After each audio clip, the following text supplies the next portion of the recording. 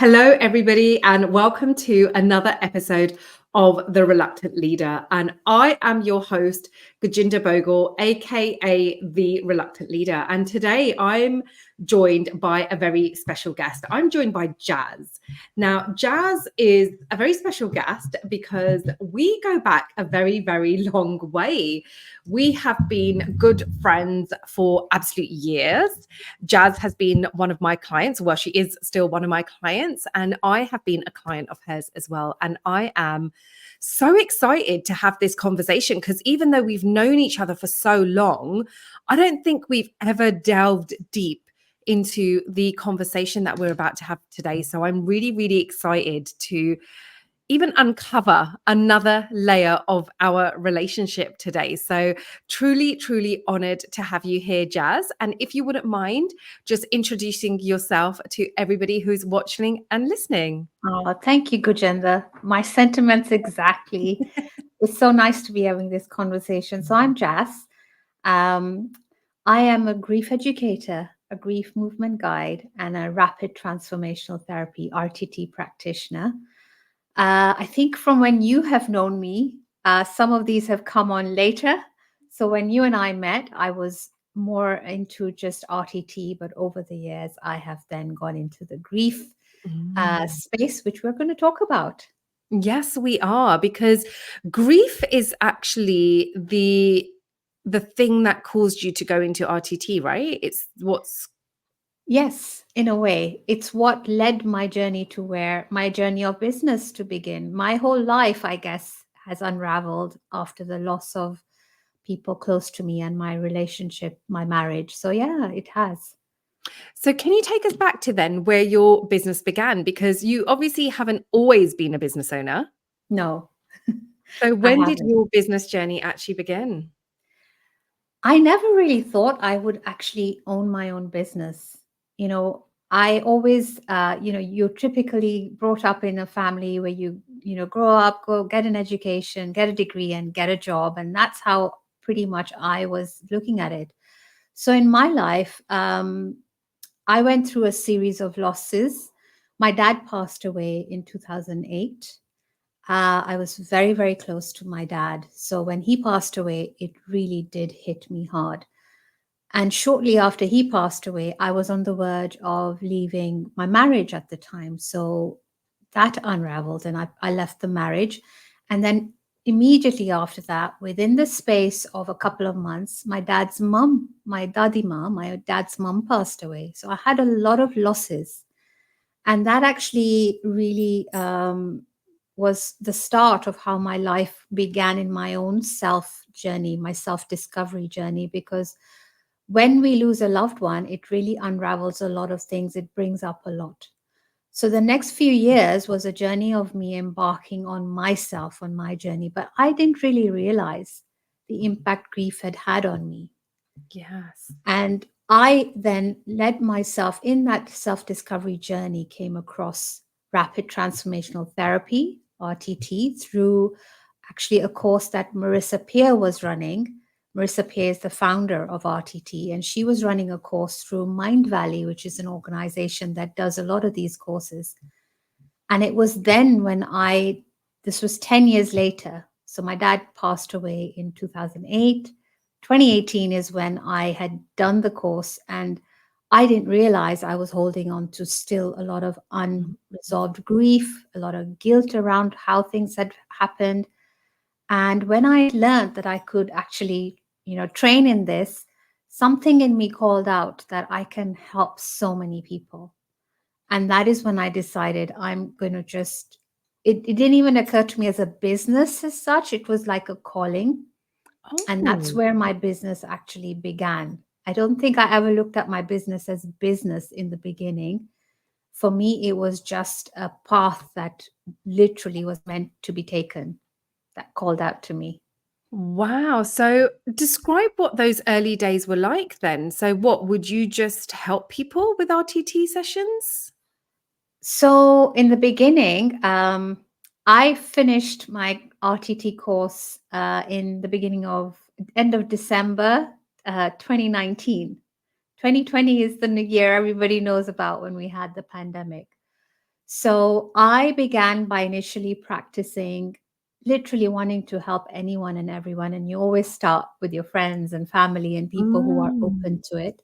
So I did a couple of sessions for close family and friends. And in fact, I think I was still in training when I did my very first session with someone who was in deep depression. And as it happened, for grief, it was someone that I was related to. And it helped her so much that I just knew it was the right path. And then when I did decide to say, okay, this is definitely worth my going into because I can literally help transform people's lives, I began to, I registered the business, didn't know anything about anything at that point. So I registered the business and I was all set to go. Um, Initially, do you remember, now we easily talk about the online workspace. This wasn't a norm before COVID. So I was all set to bring people home, have in-person sessions. Oh, And wow. back then when I was training, Zoom wasn't even that big. So we had Skype. And Yes. so I remember in one of our modules, we had a module called Skype Gnosis, which was, because RTT is based on hypnotherapy. So it was a play on words. And it was really daunting because I was thinking, how do they do an online session? How would that work? Do you know, it was something really, especially for something like therapy, as hypnotherapy or RTT. But we were forced to learn very quickly how it works. As soon as COVID hit, um, I knew I had to do something. I couldn't just sit because I literally began around March, and that's when COVID hit. Everything was shut down. But what I saw was a lot of people suffering at the front line. There were people suffering from Mm. anxiety, fears, and I saw an opportunity. So I decided, again, no thought that this is actually like a business as such. I decided to run some free sessions for some frontline workers. Ah. And that was my first experience of actually doing it. And then realizing, hang on, I knew what I was doing. I needed to market, the whole business aspect started to kick in. I had a name, I didn't have a logo. I had this homemade logo. Everything as you do it by yourself in the start. So that's how my first days were. I do feel I was called into it. Wow, how incredible. Yeah. And in those first days, you were obviously doing business at home Yeah. and, from home, focusing on RTT. Did you know any other business owners? No. I Yeah, knew wow. of other people within the RTT space, Okay. few of them, not so many. Um, did I know other business owners? No. I was very new on Instagram, right? So really, really new on Instagram. The idea of, I don't think I viewed myself as a business owner still. To me, it was Mm. just almost as if I'm doing a service, Yeah. which I now know you can do both. But at that time, I didn't really view it at that. So I wasn't even looking out for it. All I just had this passion of finding people who needed, of attracting people who needed my help. Mm. That was my burning desire. So as I started to progress, then you realize, hang on a second, I'm missing something. I need a brand. I need this. Then you start, oh my God, then it hits you. Okay, I am in business. And in the Instagram world is where I started to Instagram and Facebook. I think even Facebook has possibly slowed down a little in my world. Um, but I think on Facebook is when I came across other businesses and other people doing other things, therapy, websites.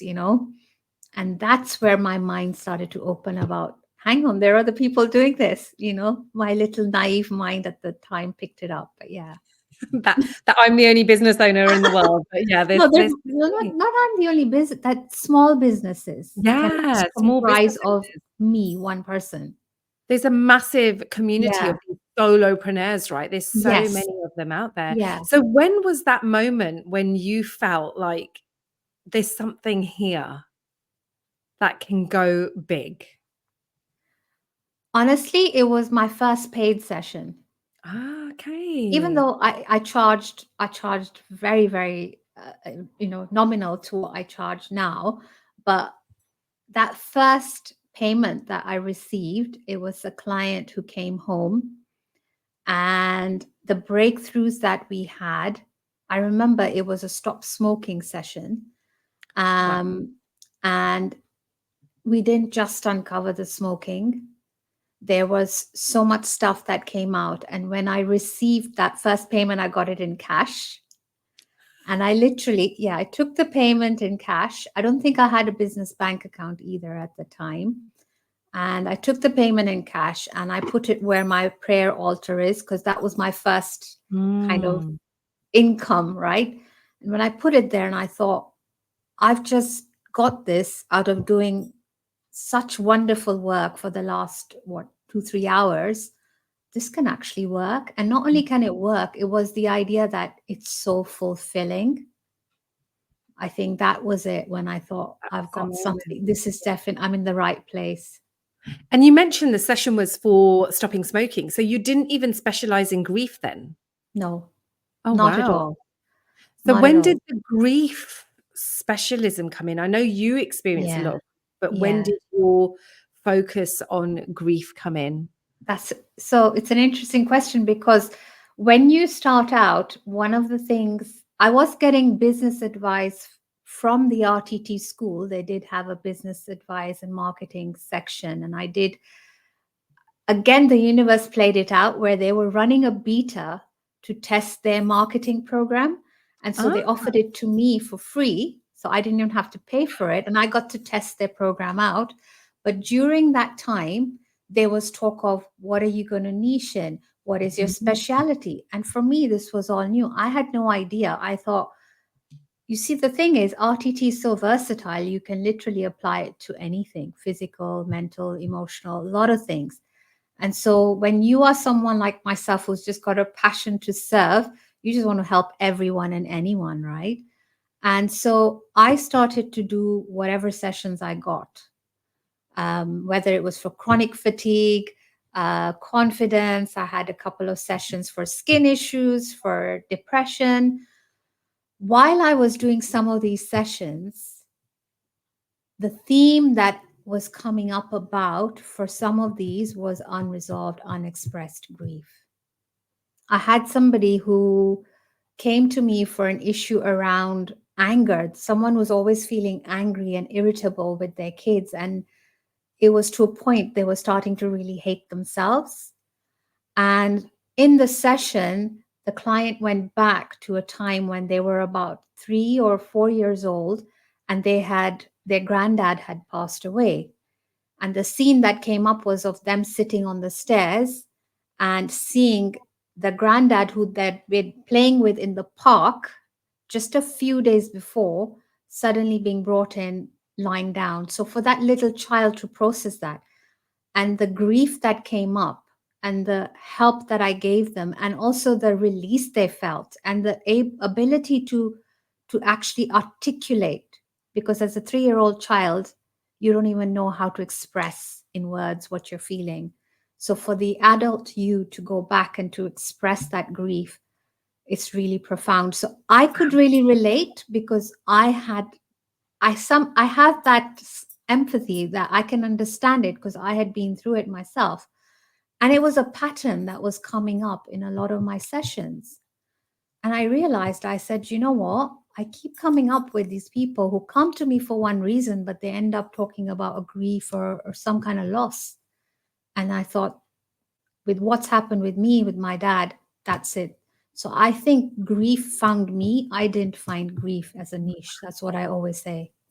Wow, that's so amazing. Because I think Yeah. I've only ever known you when you niched with grief, because I think that's where we met, when I Yeah. obviously experienced my own grief Yeah. as well. So that's incredible to know that you kind of fell into it, considering you've had so much grief I was experience. looking, what do I do? Anxiety, depression, because everybody does. And I am pretty, I'm very, very confident and good with my results with anxiety as well. But grief was just something that kept coming up. And then Mm. I think when I decided to niche is when I then met you, because by then I was with another business coach in the first instance, which that coach helped me, I guess, open up my mind to the concept of a business and branding and who your ideal clients are and all of that, right? But when I niched, then I knew I had a bit more direction, I guess, into where I was going, and that's when I met you. Oh, amazing. Yeah. It's honestly, and then I've seen your journey since then, and Yeah. obviously I wanna go back a little bit. Hmm. Did you ever think you were gonna be a business owner? No.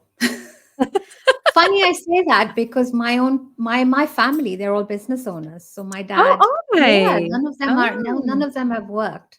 But I think it was just like I said, instilled in us that you get an education. And to be fair, I was good with my academics, so I had really good results in my high school and my A levels in uni. So it was always a given that you somehow associate the academic side Yes. with like then getting a 9 to 5 and getting a good 9 to 5 job, and that is success in a lot of people's eyes. But my own family, my dad, my uncles, my granddad, they all ran a family business of cars, and so did my ex family. So it never occurred to me that I could do it myself.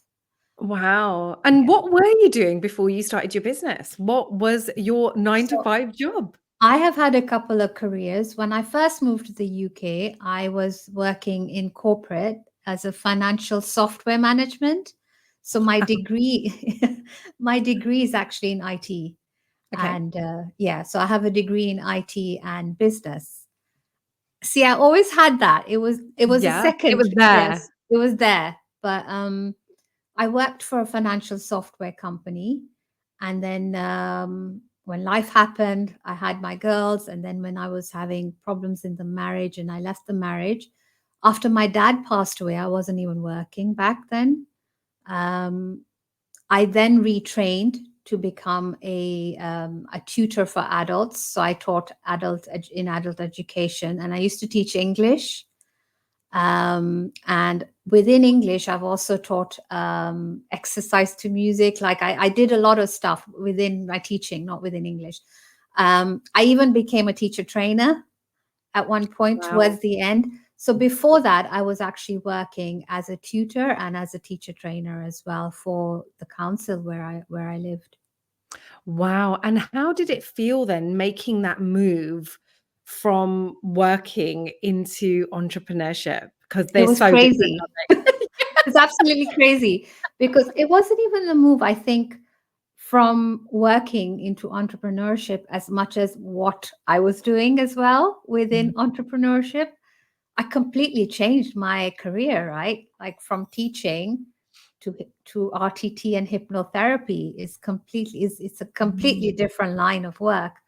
But also the fact that you are your own boss um, takes a big mindset shift. I think sometimes I feel, am I still working on it even down the road because it's so deeply ingrained in us It is, having that right? But how consistent. many years of our Yeah. life have we just been taught to do certain things in a certain way? Yes. And I guess this is Consistency. something that RTT helps with as well, right? Yes. To 100%. unblock all of those. All the blocks, all the fears, all the imposter syndromes, all of that. Oh, It helps amazing. you unravel that. Yeah. And then Jazz, RTT and what you do is healing, right? It's a Yes. healing modality. And you've always been a bit of a healer though, haven't you? Even from Yeah. quite a young age. Can you expand on that a little bit? So I, even as a young child, I've always been, I don't know if you know the term of old soul. So I've always Mm. been referred to as the mature one, the old soul, the one that way. So I always had an affinity to people, an affinity to people's emotions. I was about 10 years old, and we were, my mom used to go to this alternative healer. who used to do plant medicines and things. And he looked at my hands and he said to me, she has healing hands. And I was only 10. And then even while I was in uni, I had my tea, when they read your tea leaves, your teacup reading.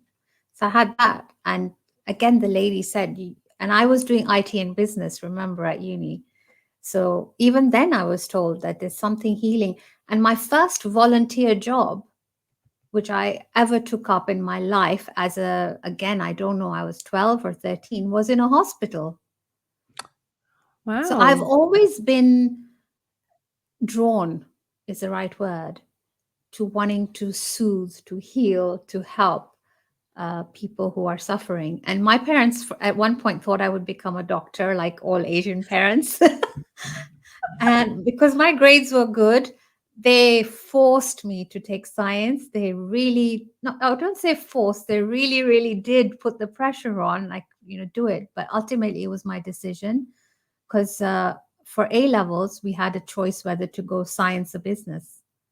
And I was adamant that I would not do science. And I used to say to my mom, I said, just the idea of blood, seeing blood makes me want to faint. What makes you think I'll become a doctor? And now she laughs at me and she says, do you remember that? And now here you are helping people, but in a different way. But you're still Mm. doing the same thing in a way, healing people, Yeah, 100%. just And what did they healing think? the So doctor. when obviously you shared the news that you've done this RTT to modality and now you've learned it to do it on other people yourself and you're going to start, what was the reaction when you told them that this was going to Yeah. be your business now? Honestly, I think the surprise was the business that I'm actually going into it for, because I'm always all about learning.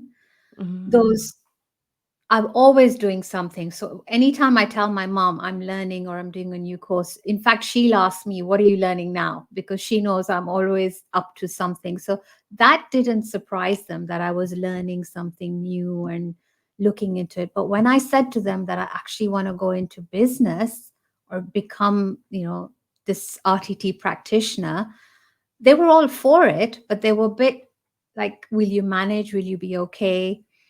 That hesitancy, they didn't think anything because they've always known that this is the kind of person I am, of wanting to help Mm. people. I think it was just a bit of, I think even they almost admired me as well, because I think in my family, even though my parents, my ex-in-laws families, they all have family business owners, me and my siblings, I'm the first one to have started my own business. My younger siblings, Wow. both my brothers are working in corporate. So for me, I think it's almost, when they look at me now, it's almost with admiration, because Mm. it's admirable that I did that. I can imagine how amazing that must feel for your family.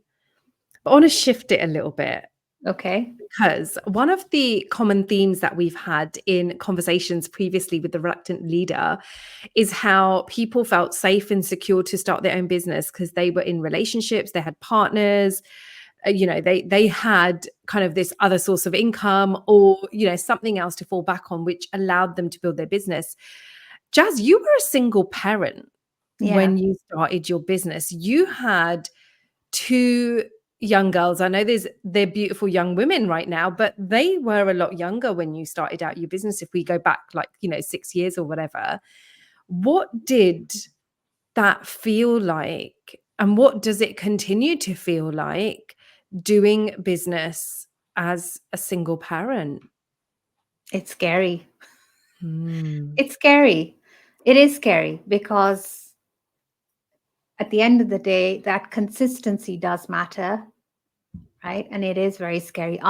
You know me, we were together, and you've seen I didn't jump straight into it. I also had to transition out from the teaching into RTT full time.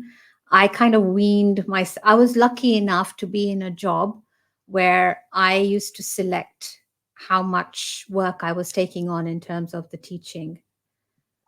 So I didn't have to just one day say I'm done.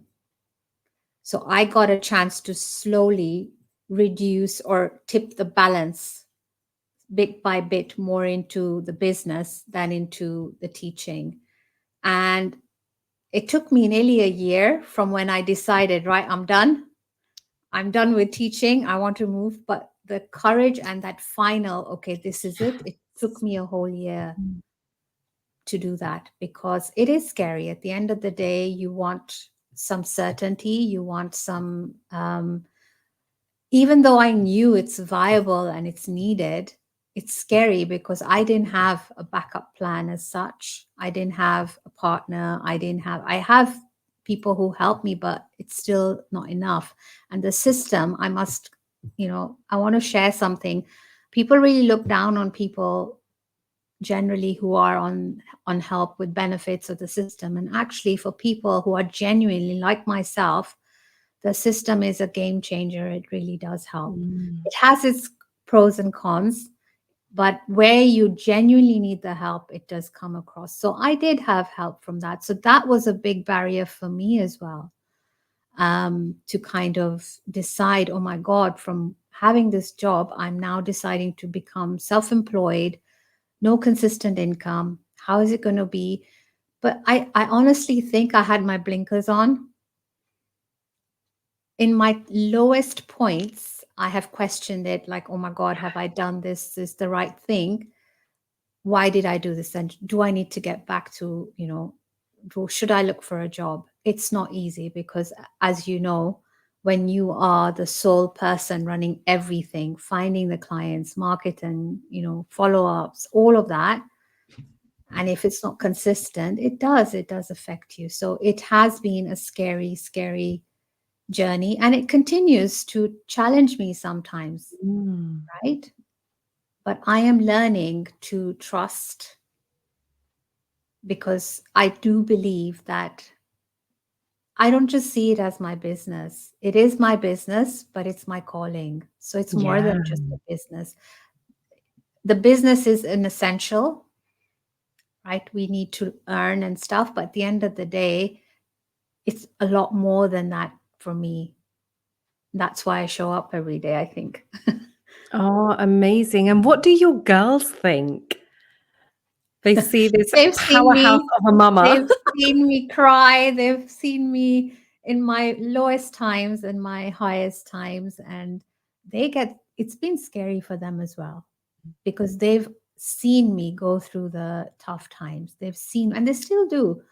But the fact that I've persevered and I've carried on, and it's a beautiful feeling to be able to tell them that my client has given me this feedback, and look how, like, obviously I don't share any details, but if there's feedback that I can share, I'm 100% they're proud of me.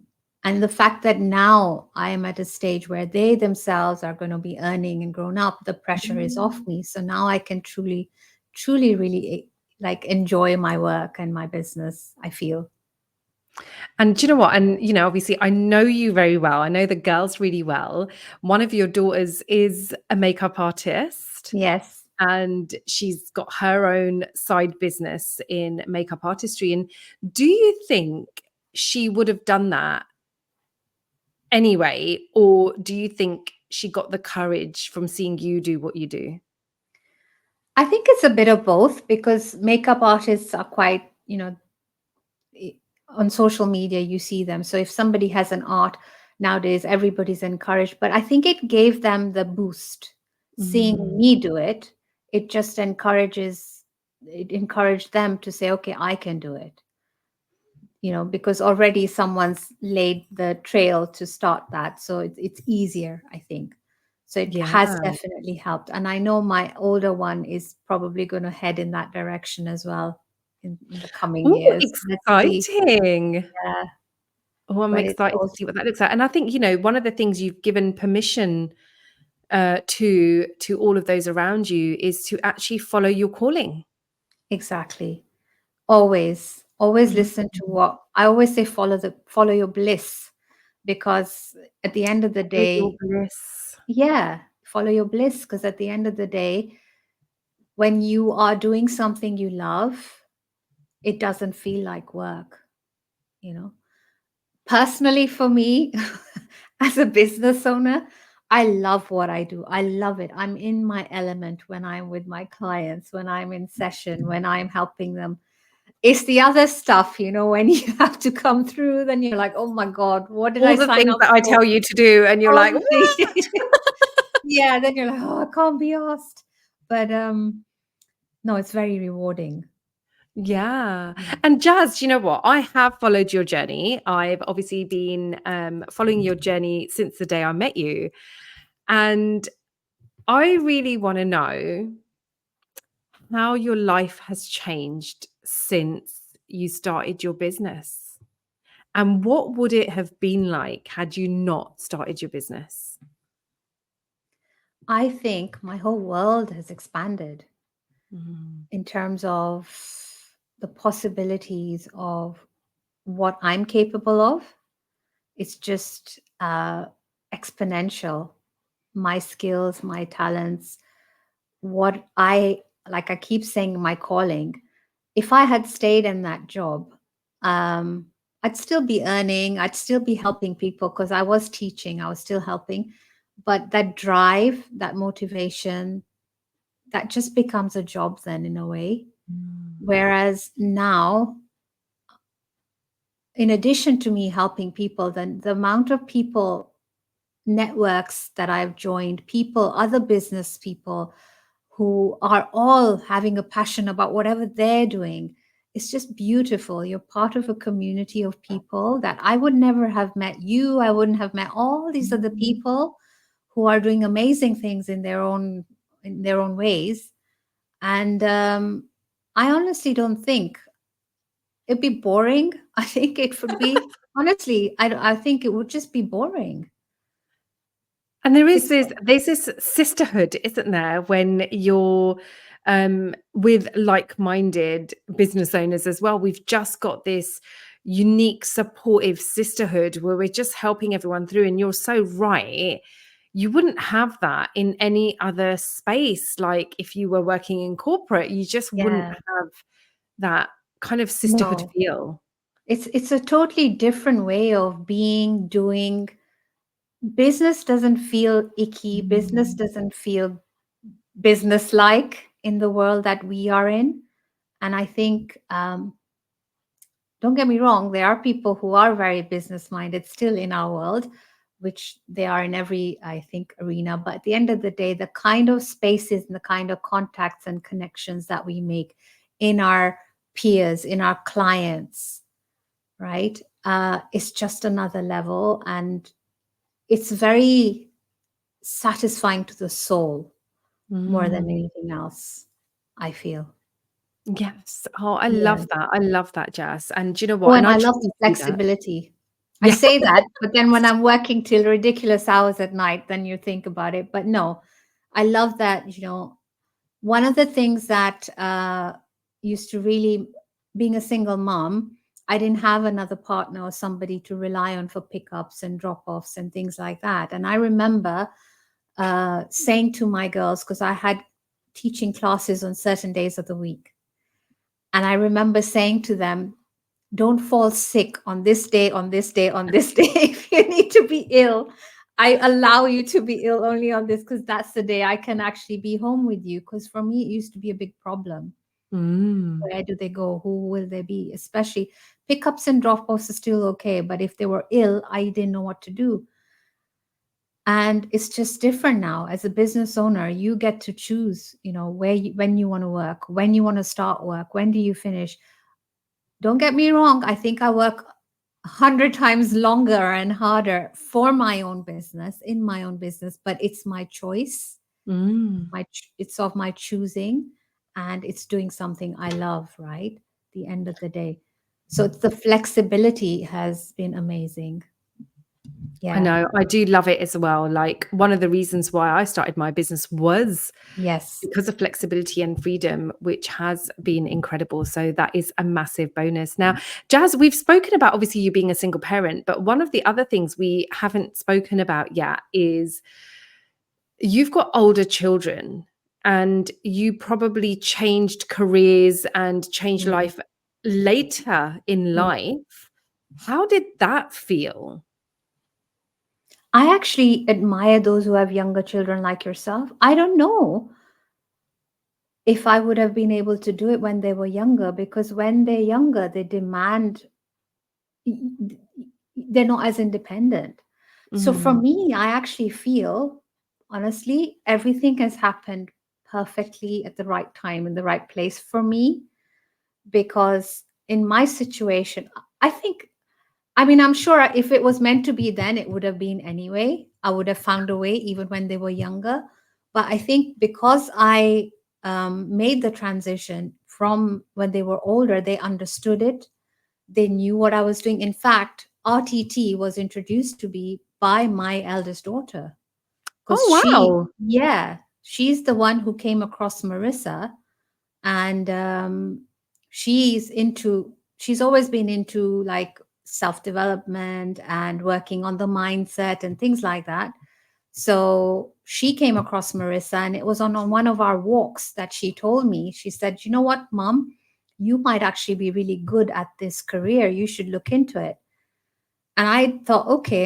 And I saw Marissa, and I thought, who is this, posh English lady? What has she seen it? What has Amrita seen in it that I should look into it? But then when the chance came up to do the course with her through Mind Valley, that's how it kicked off. Oh, So wow. yeah, it was actually easier for me in a way, because the girls understood um, that my timings, because even though you become flexible, you put in a lot of initial hard work setting up, when you're completely new to business, when you think you're completely alone before you get help and work with people like yourself, you're always working. And Yeah, you and have to it put was the hours easier in. for me because they understood that. Mm. Yeah, so when I And it look was at I Mm, remember I got one of the comments from my kids. They're like, "You're always working." And I was yeah, like, "I didn't leave my job for my just kids to to say this. that to me." Yeah. But now they think I never work. They think I sit in here and watch TV all day. That's actually what they think. And I'm like, "I'll take that. I'll take that one." Yeah, no, definitely. For me, it really helped that they were, and even the career that I took. Bear in mind, when I started with RTT, I still work out of my home, but back then, with the home I was in, if I had a session in person downstairs, and if they were upstairs, they had to be completely quiet. Still Mm. happens if they're home and they're working. I just tell them, don't come into my space.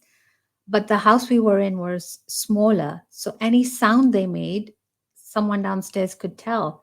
So they were so understanding. They could sit quietly upstairs for hours, wait for me till I had my session, and then they'd come down. So I've had really understanding kids as well, I think, who've been very supportive of me. Yeah, and Yeah. they are very good. Well, we say kids, but grown-up Yeah. women now, but they Yes. are very, very good. Yeah. Oh, I love that, Jazz. Honestly, I really, really love it. And I love how you have built your business. I've seen the journey and I just love how you've built it in a way, and I want to expand on this, that follows your bliss. And Yes. we are coming up to the end of our session and our chat, but I really want to just ask you to expand on follow your bliss, because I think there's so many women out there that are probably inspiring with your conversation right now. So what is your message with follow your bliss? We get confused. We get so many choices of what we can do, where we should go. People who are, there's a difference between having your hobby and your business. You always say that as well, isn't it? Mm. So I truly believe that what's happened to me is I followed my bliss, in that there's a calling, there's an intuitive knowing that happens when you do something you love, right? And when I say follow your bliss, it's about when you are doing something you truly love, it doesn't feel like work, Mm. it flows. When I'm in session with clients, I literally feel like when I'm speaking, I'm just downloading stuff and passing it on. And it happens to be the thing that the client needs the most. So my bliss, that joy of knowing that this is what I'm meant to be, right? And for me, a good question is, somebody asked me this, what would you do? Like, how do you see yourself retiring? What would you do? Like, what? I said, I don't see myself stopping what I'm doing. Wow. I don't see myself retiring.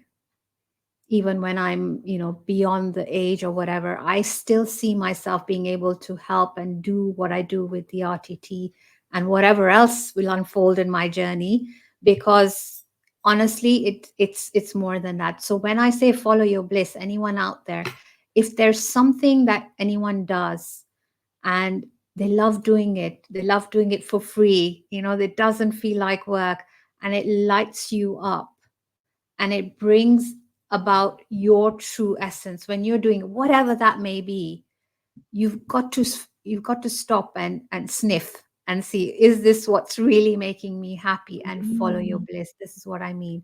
And you don't need to take massive steps right away. It's about taking the small, inspired, active steps bit by bit. So I think that would be my message to anyone out there. And it's appropriate that you called it the reluctant leader, because we're all leaders in our own way. I think it's the fear and naturally some of the things we've talked about that stop us, right? Mm. But if you are going to follow your bliss, then you'll know that you're on the right path, because when you do that, things start to open up for you. Just like with me, with RTT, my journey has led me to where I am, and I'm excited. I love seeing how things unfold now.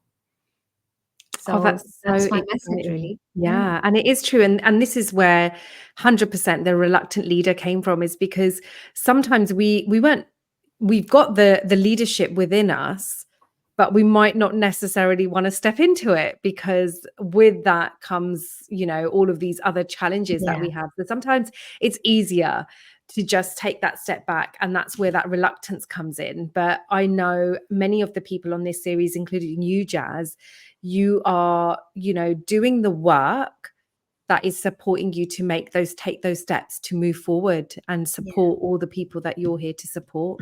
Yeah. And I don't get me wrong, you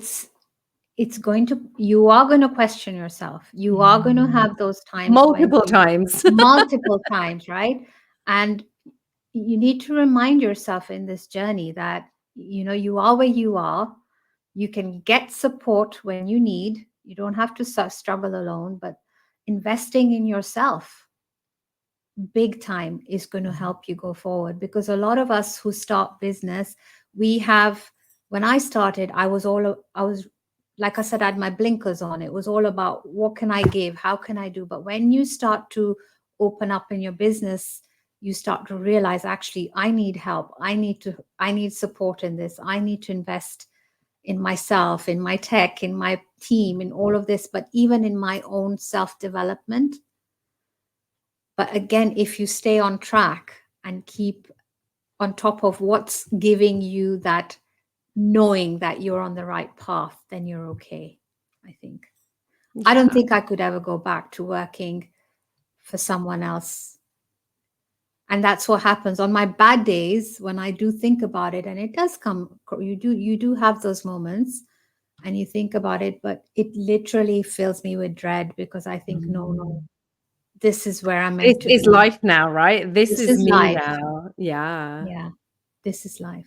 Yeah. Oh, amazing. Jazz, thank you so, so much. This has been absolutely incredible. I feel like I've learned so much more about you just in this session, even though we've known each other for years. Honestly, your work is absolutely incredible. And I see firsthand the help and the support that you offer out there to your community with grief and all the other things that you help them with as well, because it isn't just grief.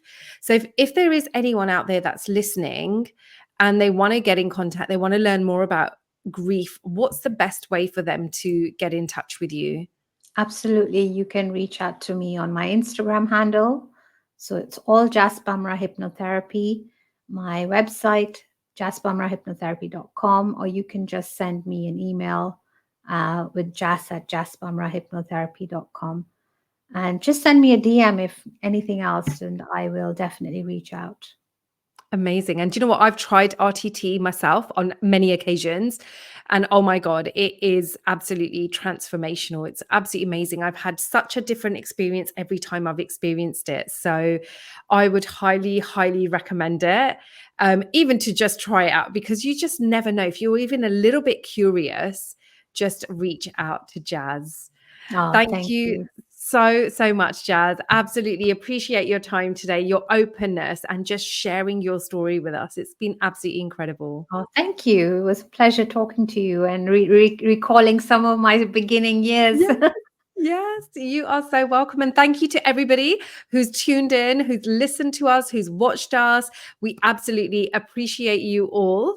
And we will see you again soon with another episode.